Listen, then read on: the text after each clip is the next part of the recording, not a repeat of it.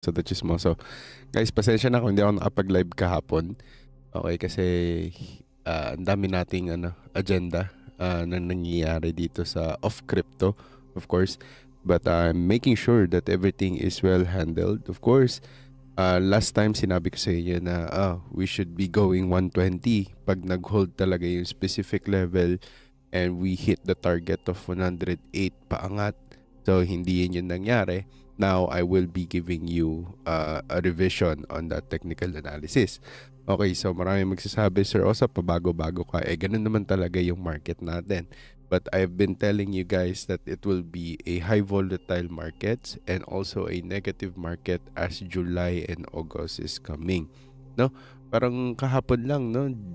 New Year tayo, tapos nag-uusap-usap tayo dito na, aangat kasi nga si Trump, etc. Tapos hanggang hindi nangyari. So, parang kahapon lang yun. Pero ngayon, nandito na tayo, guys. So, guys, kung nandito kayo at nanonood, please do like, share, and subscribe.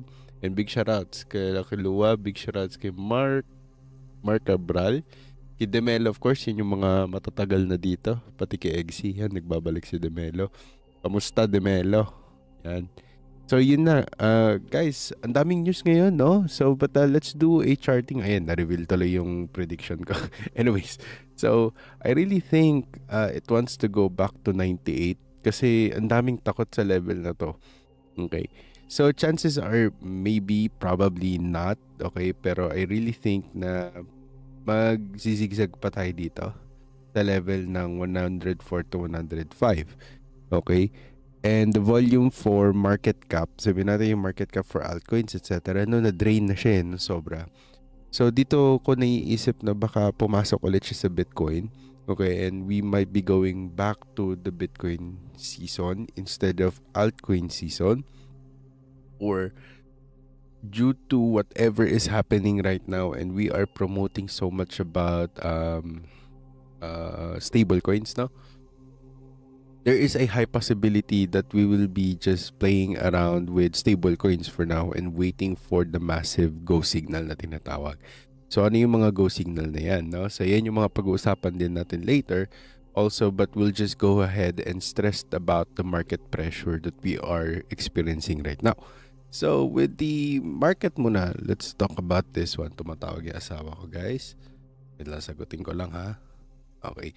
So, yun nga, guys. Tulad yung sinabi ko, parang hindi na gana yung live natin. Wait lang, ha?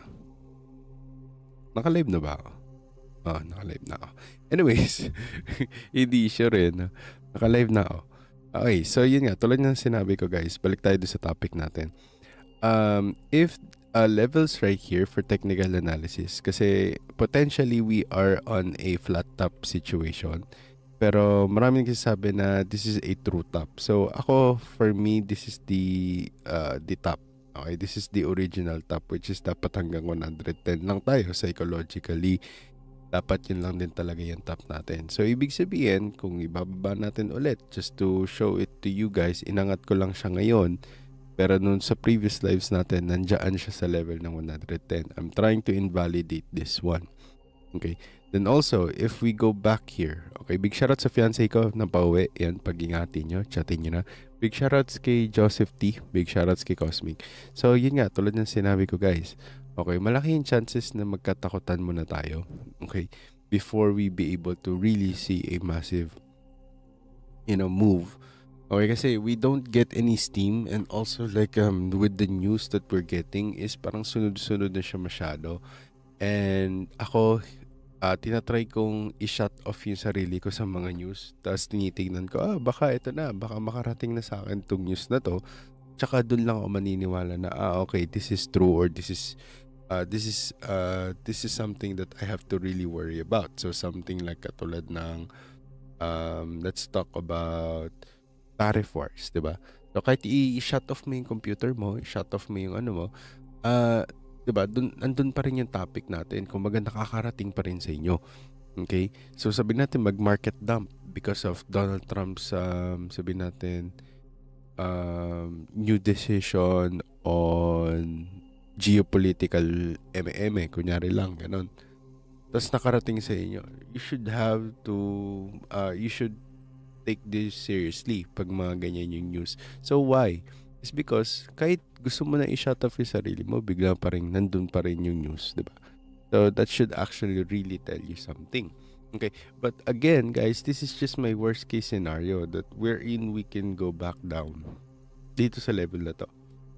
Okay, which is 98 to 96 K. And this is just one of the time frames that I'm looking at. So that's 4 hours. Iba yung usapan dito sa ating one day. Sa one day, medyo malinaw siya, no? Nakikita niyo na may rejections dito. Hindi rin naman siya nag-lower low kung ito lang ang titignan. Okay, although indeed, yes, this is a lower low and marami nagsasabi na it's gonna be like a tightening. Okay? Pero tulad nga ng sinabi ko dun sa last video natin, guys, okay? Magkakaroon tayo ng tightening dito. Okay? Magkakaroon tayo ng sideways, which is I really want to as well. Why? It's because we want the price to build a lot of momentum here. Okay, na magkaroon siya ng maraming sideways or magkaroon tayo ng prolonged sideways is because I want the market to hold that level once we dumped from, let's say, pumasok tayo 144 or sabihin natin 130. Okay, or at least 121, which is my prediction na hindi nangyayari until, let's see what happens. Okay, sana pagpasok dyan, mag-hold off tong level ng 104, 107, di ba? Pag nag-hold off, kunyari dahil nga nag-sideways tayo dyan, malaki yung chances natin na pag nag-pump dito, mag-hold off yan, tsaka tayo lilipad ng sobra for 2026. That is the setup that I want to see for Bitcoin. Okay, that was the live last 2 days ago. Yung sinasabi ko sa inyo na sana mag-sideways because that is very relevant to happen. That's my technical analysis for you guys. Okay, so but if we're looking at the moving averages or the RSIs here, okay, may estimate tayo dito. Also, we're looking at logarithmic, pati stochastic. So, whenever we always go up and we go back to the 50, okay, that should not actually go ahead and parang dire-diretso siya.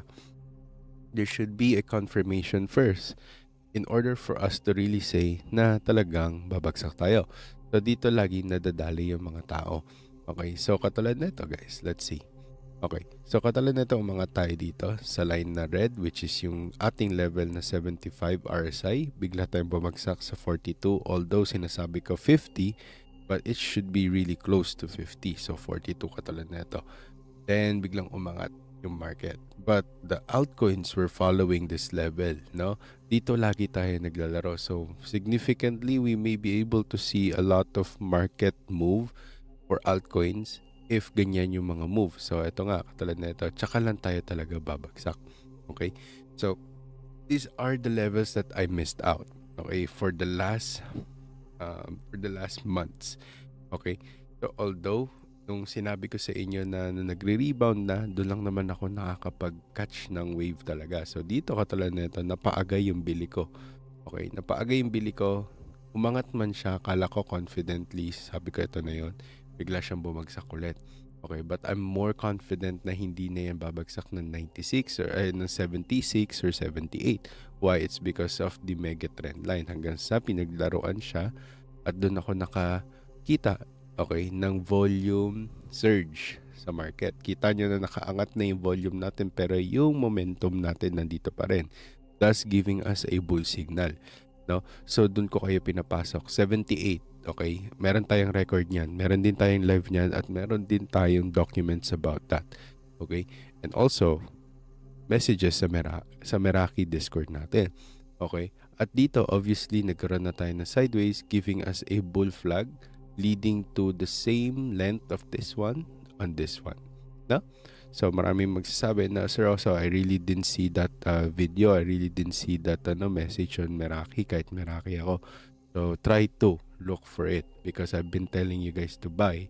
Okay, if you missed to buy out here, this is your last chance to buy. So yeah, going back, okay, ito na, since that's what my technical analysis for Bitcoin. Okay, this is my technical analysis for Ethereum as well. So like I said, magkakaroon tayo na sideways, and this has been my prediction since around April 15. Around April 15. Okay, proof niyan, Sir Oso, may proof ka ba dyan na sinasabi mo na yan talaga yung prediction mo during that time? Yes, nandito yan sa my trading view ko. Hindi ako nagbago, yan pa rin yung sinasabi ko. Hindi lang siya precise na laging araw-araw ko sinasabi sa inyo. Pero tulad nga sinabi ko, guys, okay, I've been trying to do a connected charts here. Let's see, nasa na ba yung wait lang guys, hanapin natin yung prediction ETH. Medyo luma na yan eh.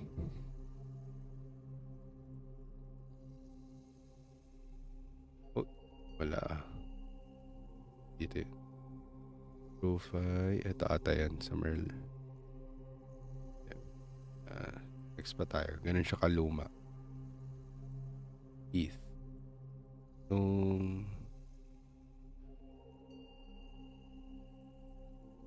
Asa na yan? Okay. So, nandito yan. Hanapin lang natin. Over na pala to. Teka lang. O binura to. Wait lang baka nabura nila. Dito yan eh. Basta pinakita ko rin yun sa inyo na saktong-sakto na 1,400 yung bumagsak siya. Okay? And saktong-sakto siya doon. Okay? So, nandito yan eh. Wait lang guys marami nagla-like na. Maliban sa XRP. Even XRP, meron din ako prediction doon. Bull run. Nandito ata yan. Teka lang Eto, sabi na eh. Ayan. So, we have two predictions during that time. Sabi ko, worst case scenario, kung Fibonacci susundin, ito. Pero with the technical analysis alone, same length of this one should be seen here. So, probably around 1,400. Hindi siya saktong-sakto, guys. Okay, daw magsisinungaling sa inyo. Pag pinlay ko to at nilagay ko tong play, babagsak siya sa ilalim ng 1,400. Which is, probably a manipulation. Okay. So, nakita niyo bumagsak siya ng konting-konti lang, 1,385. Pero saktong-sakto siya dun sa line natin sa 1,400 supposedly. Hanggang sa umangat na siya, sakto dito tayo nagkaroon ng resistance. Okay, so dito ako nagkakaroon ng confidence na baka nga we're just gonna go ahead and repeat this level, no? Okay, dyan na lang ako tumitingin kasi in every move and every volume na nakikita ko, same dito sa level na to. Okay, letter M din siya pero more like head and shoulder siya. Okay, pero more of like for me it is a double tap by just looking at the volume intake. So kahit dito sa VWAP, pag pinaliit mo siya ng pinaliit, alam mo na totoo yung volume niya dito maliban dito. Ito, sobrang dinikdik na lang to. Konti na lang yung nagpi-play na ito. Pero malalaki yung pera. So, just to really push the market down. No? But this one is supposedly not happen. Okay, ang nangyari sana dapat dito slow pumping siya. Kaya ako masasabi na, this is a double top. And this is not a prolonged top. Rather, ang nangyari is nagkaroon tayo ng small pumps dito sa 2022. Which is kitang-kita dahil because of the new narrative coming in, no? So that is the reason why. So more of like TA tayo ngayon, guys, okay, just to bring you guys back to the previous happenings for the past 2 years, 3 years.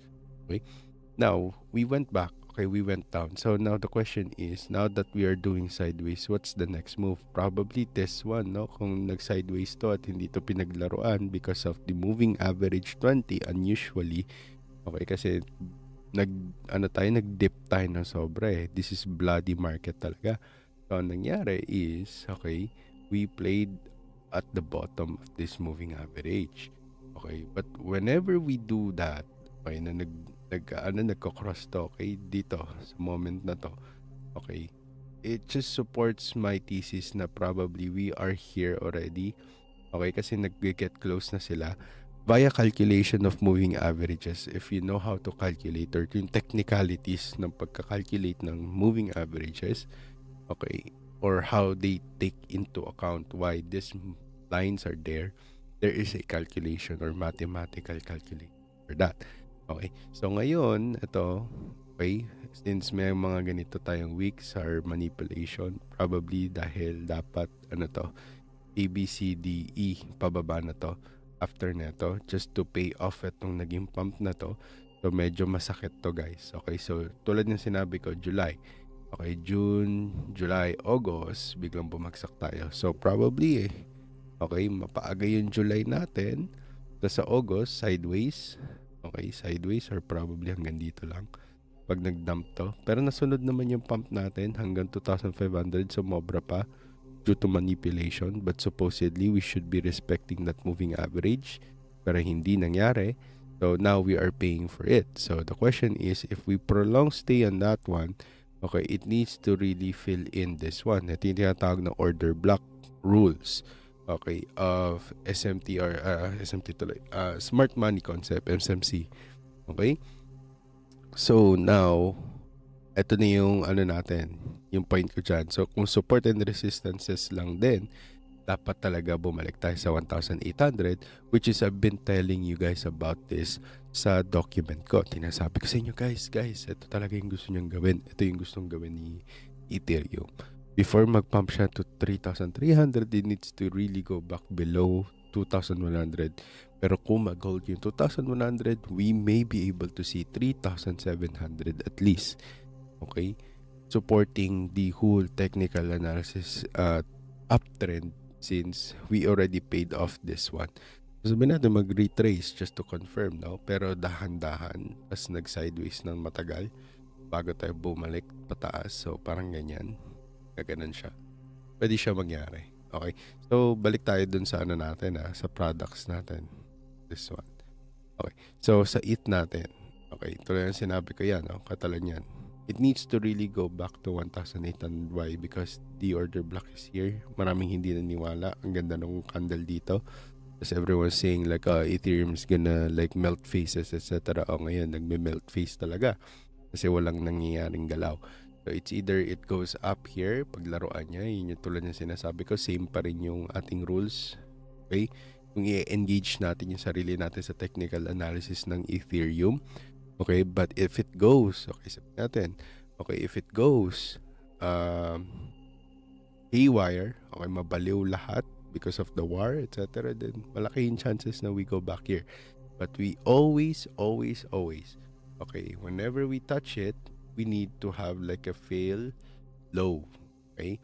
So, ginagaya ko lang ulit siya. So, kung nag-touch tayo sa mega trend line, ito sumobra, malaki yung chances na baka dumikit lang ng konti, pero I will bid for 1,800 pataas.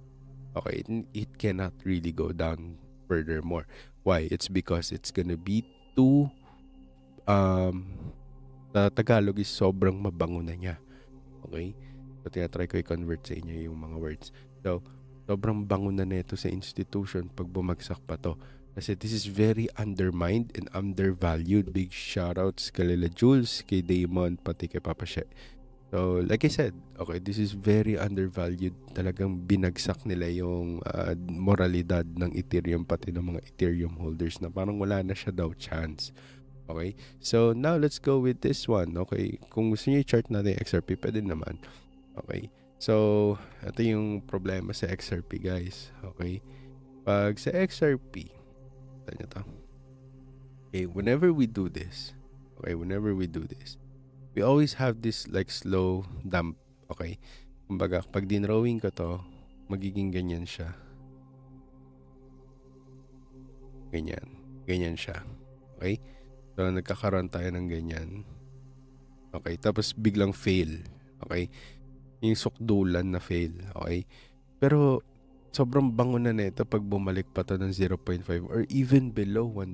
Ito yung sinasabi ko sa inyo na psychology always wins. The PA always wins. Nevertheless, the technical analysis says so. Without PA, okay, or without even, like sabihin natin, fundamental analysis, without PA, consideration to psychological analysis, okay, or the behavior of the market participants, okay, hindi lang basta retail, kung hindi naman sila nagpa-participate, katulad ko, hindi ako nagpa-participate sa market ngayon, I'm not counted in. This is where the technical analysis and PA comes in. Okay, this is the market for market participants already. Nevertheless, if you're a whale, nevertheless, if you're an institution. Nevertheless, if you're a company who's buying Bitcoin, you're nevertheless, okay, nevertheless, if you are, okay, a, a big whale, a shrimp, or even just like a small fish, no? Dito natin masasabi na, okay, it's everybody's game. Okay? Kasi not even the paper trades can like have this kind of like parang assurance na talaga mananalo ka. Kahit nagpe-paper trade ako, sunod-sunod yung talo ko. Okay, pag nakabutas ako ng trend, I will be able to like follow the trend, mananalo ako ng malaki. Pero doon sa laging SL hit siya, SL hit, SL hit. Ano pong insight niya sa Kaspa and Ondo? Bukas natin pag-usapan to guys ha, yung Kaspa and Ondo. Okay, big shoutouts kay Colot, pati kay Jomel. And big shoutouts. Ay, big shoutout sa asawa ko, sa fiancé ko. Okay, so tulad niyan sinabi ko guys, let's talk about the BRN, okay? N21 shares highlight that is ongoing with the Israel-Iran tension, okay? So marami nag-overreact, even I, okay? Because I'm really sad always pag may naririnig ako na everyone is trying to go at war, etc.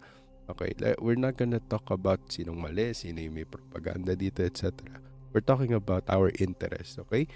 And we have this this expected Federal Reserve decision pa, no, to keep the rates unchanged. Okay, so I think this is a kung shinake na natin yung trade wars natin, I think this is a shake naman sa oil, no? Napapansin niyo yun guys, okay? So it has to do with everything with the dollar, no, with the dollar attack, like technicality sa pag-uusapan natin trade wars, ano nangyari, bumagsak yung dollar, umani yung dollar, etc. Diba? Took a heavy hit with the dollar and we tried to do mostly like remedies para lang i-save yung dollars. So parang ganon. That's why the whole market crash, no, during that time. Hindi lang sa Bitcoin, okay? We're talking about many markets too. Okay? So, yeah, tulad ng sinabi ko guys, okay, a hawkish interest rate outlook by the Fed and renewed Middle East tension. So, pag sinabing hawkish, ito yan, a stance of favoring strong, assertive, and potentially forceful action, okay?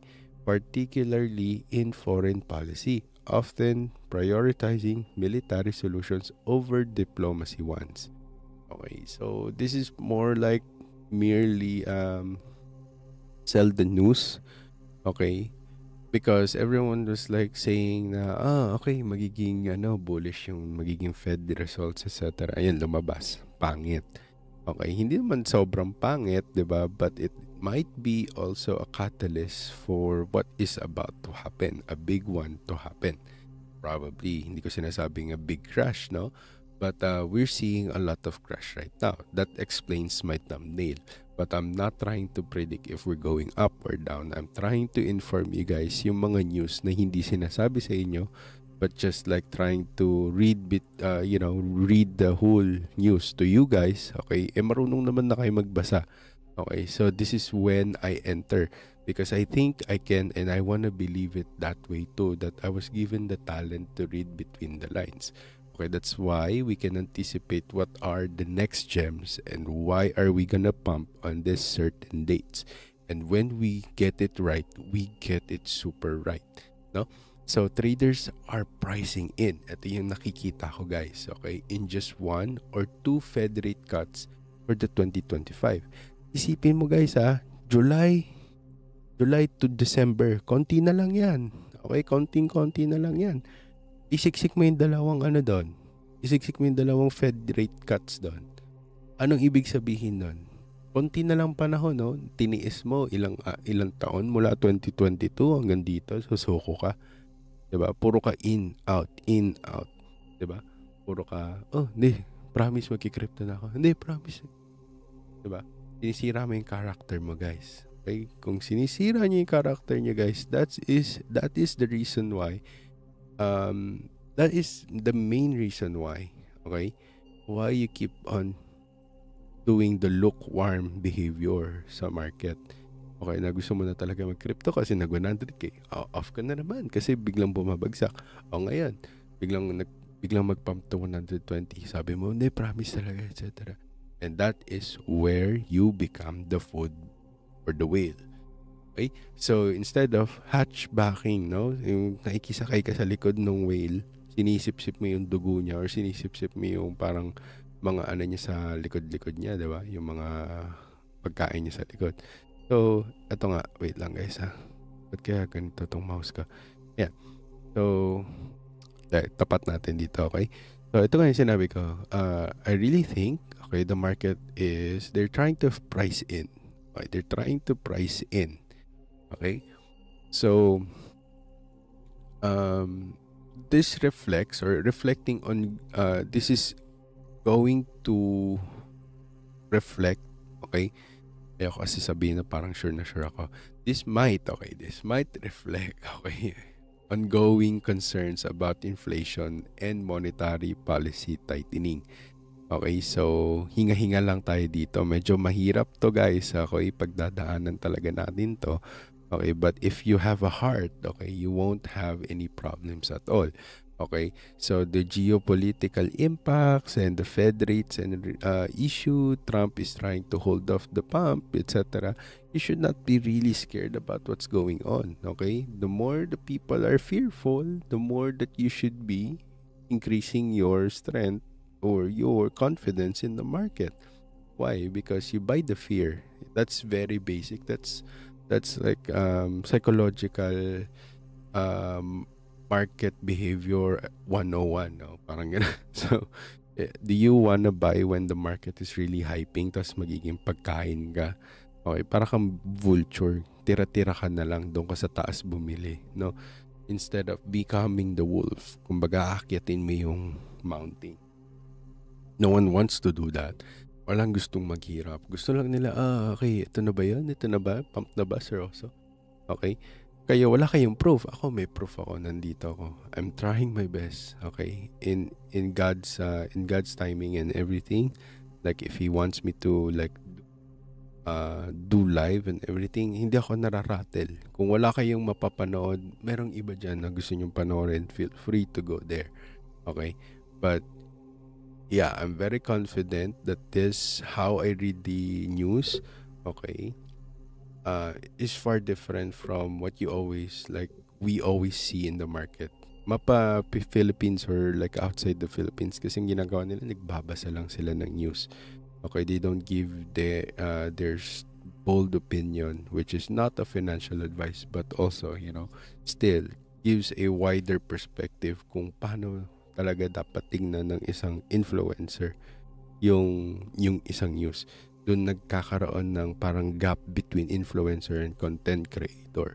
So I consider myself as a content creator because I always make sure to think about what I'm about to say, because this will ruin a lot of portfolios kasi maraming naniniwala sa akin.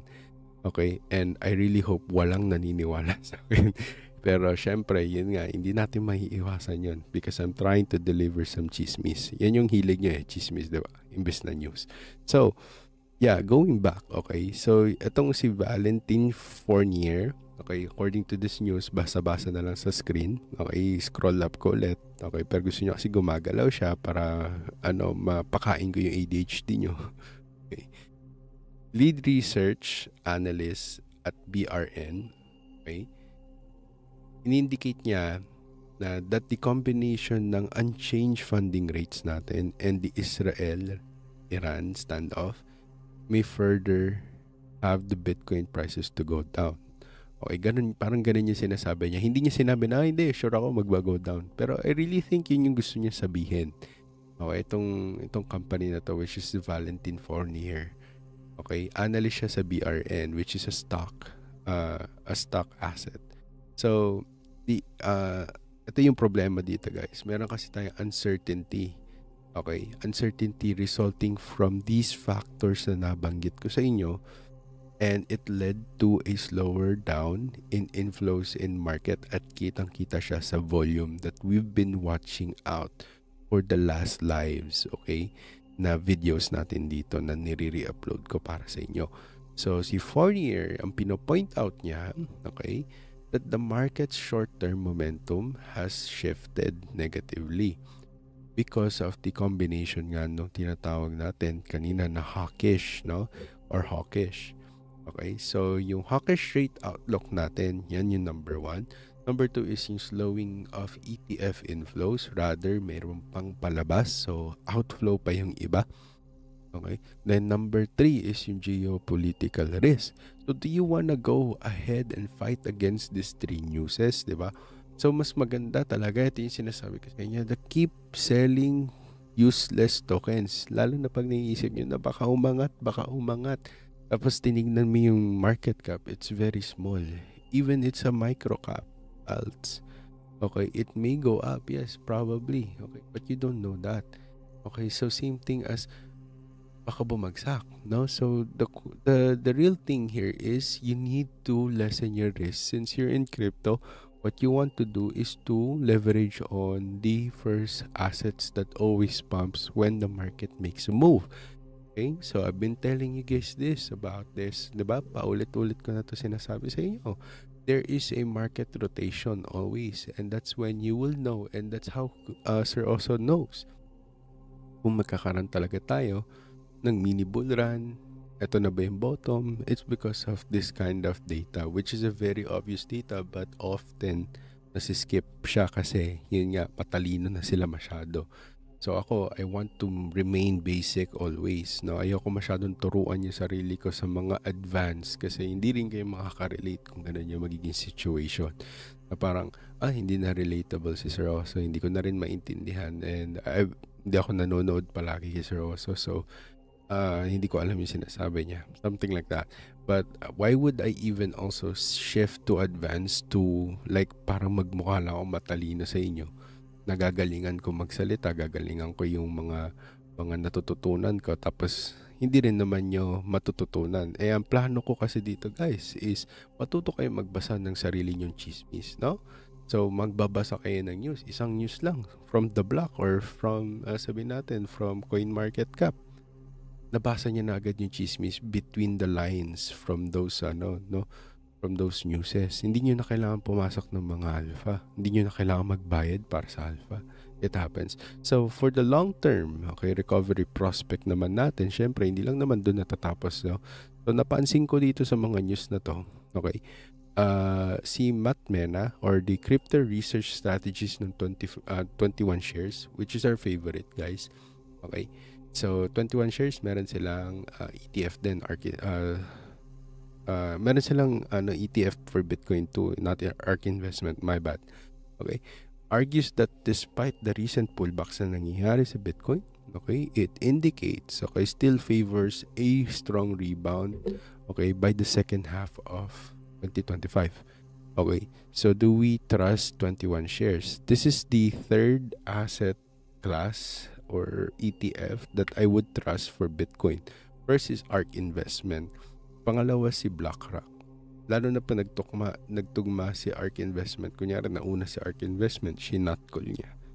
Diba? Katulad last time sabi niya, TTP na siya. Diba? It happened. Nag-dump nga yung, oh no. Wait lang, sorry guys. It happened. So, nag-dump nga yung market natin. Okay? So, now, the market will be watching. Okay? Ito yung babantayan natin. Na ayaw bantayan naman ng mga tao kasi nga medyo mahirap nga na maintindihan. So, mahirap mag-decipher ng mga ganitong news. Ito yung tinatawag natin na Fed's tone for signal.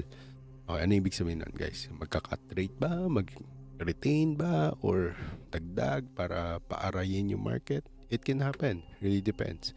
Okay? But with the wars that is happening, that could actually give us an opportunity to hold off or either to lessen the inflation, no? So, big shoutouts kay Mang Pepe, pati kay Box. Big shoutouts sa inyo guys. Pati kay 62 Kid, kay Chino, big shoutouts pati kay Overflow. Yan pala, dami na pala chat eh. Okay, tatan nga yung chat natin guys, okay? So, yan yung babantayan natin, yung Fed's tone, okay? So, if sabihin ng Fed ganito, ganyan, yun ang bantayan nyo. Okay, wag yung mismong sasabihin nila. Sabihin nila, kasi hindi kami confident kay Donald Trump, etc. Yung tono nila, okay, yun yung pakinggan nyo. Okay? So, doon lagi nagbabase kasi din yung mga whales. Okay? I really don't think they're basing on what will be their, Fed pos muna tayo, pos rates muna tayo, etc. It doesn't do much kung paulit-ulit na Fed ano muna tayo, Fed pos ulit tayo, Fed pos ulit tayo. No one cares anymore. Like, kung paulit-ulit. Kaso, paiba-iba ng tono yan. Okay? Kasi, alam mo yung mga Illuminati, yung mga secret society, mahilig yun sa symbolism, guys. Okay? So, you have to decipher. Okay? So, you have to really, so, kung medyo esoteric kayo, di ba, medyo, kayo, nagigets niyo yung sinasabi ko symbolism, di ba, dito nagpi-play around lang yung mga ganitong news. Okay, so, ang conclusion ko dito for today, just to wrap it up, okay, yung Bitcoin natin, nasa headwinds tayo from hawkish global monetary policy natin. Kasi na-approve na nga itong si Genius, no, na pinag-uusapan natin. Ano yun? Okay, panoorin yung mga recorded lives natin. Matututo kayo doon. Two videos ago or 3 videos ago. Sinabi ko yun sa inyo. Tapos binigyan ko yan ng news na na-approve na siya. Okay? So, right there and there, before I do the live, nabasa ko agad siya. So, 1 hour before ako nag-live, nabasa ko yun noon. Okay, so shinare ko agad sa inyo. Okay, kasi syempre, bida-bida ako eh. Gusto ko ako magpabalita sa inyo. So, yan. Ito yung paalala ko sa inyo na stablecoin will always win. So, kung may malaki yung stablecoin, may malaki kayong pera sa crypto, na naka-stablecoin, stake nyo. Pero pipili kayo ng pinaka-safe, okay, na tingin nyo na nandito na sa market for the longest time. Tapos merong credible na talagang, legit yung Kasi ayaw natin maulit yung Luna crash, no, na tinatawag. Pati FTX. So, yeah. Yun nga, doon tayo tapos meron tayong heightened global risk. So, there's nothing much that we can really do. Okay? But rather, if you know how to ride this kind of news, which is I'm not really confident doing futures at this kind of moment, okay? Kasi anything can happen, okay? Kasi may mga nakapending, lalo na pag tatlo yung news na inaabangan ng tao. No? Meron kayong 30 viewers, hindi kayo nagla-like, guys. Pa-like naman, patapos na tayo. So, yun nga, tulad ng sinabi ko, however, ito yung however ko kanina ko pa sinasabi, may mga ilang analysts kasi na kumbaga they maintain, okay, that there is or there are probably, okay, a possible rebound, and that's what I like about, because 21 shares yon, okay, hindi man si ARK Investment na gustong gusto ko, pati si BlackRock, no, but this is 21 shares still, okay, this is my top 3, okay, na binabantayan ko pagdating sa sentiment sharing, no. So, that's why I still have this confidence that we may be able to hold off at least around 98 to scare off the bulls, tapos give confidence to the bears. Tapos dun sila ma-SL or ma-liquidate, no? So, we haven't seen any much of a liquidation, no? Na malalaki katulad nung nasa levels tayo ng 70s, no? 'Di ba? Wala na tayo ulit ng mga ganang news na record high liquidation for shorts, etc. We don't get that much already. So, just to wrap it up, okay, if yung macro conditions natin and ETF flows natin turn more favorable, malaki yung chances natin na talagang matuloy yung 120, tsaka tayo mag-dump for 2 months, then 1 month of recovery after that 2 months of negativity, no? So, I would bet on probably bullish talaga yung July. So, malaki yung chances na tumataas lang yung chances na yung August nyo is maasim. Okay? So, I don't know, kayo guys, share nyo dyan sa comment kung anong tingin nyo, 120 muna or 98k, kasi mas malapit yung 98k, baka 98k nga muna talaga, okay? Kasi, pero, pag tinignan yung mga alts, parang dapang-dapa naman na sila, no? Naku, nawala yung Patex sa Kuko, hindi mo na ako nabalitaan. Yan, anyway. Patex pati Lens, wala na rin siya. So yan, Kaya nawala yung pera natin sa Patex Okay. So, yan. Tuloy ng sinabi ko, bumabagsak pa siya. So, okay. So, pero ito, parang bagsak na siya. So, ito, konting-konti na lang to. So, ano to? Diba?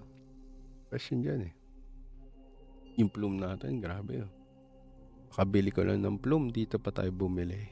So, 0.12. Kasi kala ko magsa-sideways na tayo dito. Hindi pa din. Diba? So, yeah. Siguro pag huminto na yung plume sa pag-dump, baka yun na yung signal natin. Kasi ito yung mga highly influential altcoins despite of their market cap. May mga ganong narrative din. Yan. So, yun lang guys. Thank you so much sa mga nanood. Maraming salamat. Big shoutout sa fiancé ko. Of course, big shoutout sa mga nandito guys. Thank you so much. And please guys, chismis lang ang lahat ng yun. Kailangan nyo pa rin aralin, planuhin at kilusan. Nang sa gayon, ang lahat ng to ay ating makamtan. At syempre, stay awesome. Goodbye guys. Thank you so much guys. And God be the glory. And thank you so much sa mga tumapos ng video na to. I-re-upload ko para makita ng lahat. Okay? Have a great night guys. And stay safe sa trades nyo. Okay? And commercial. Sabi nga pala, chismoso ng crypto since 2017 bull run and have been documenting my journey since 2021 at may bagong mission na gawing 100k ang 10k ng my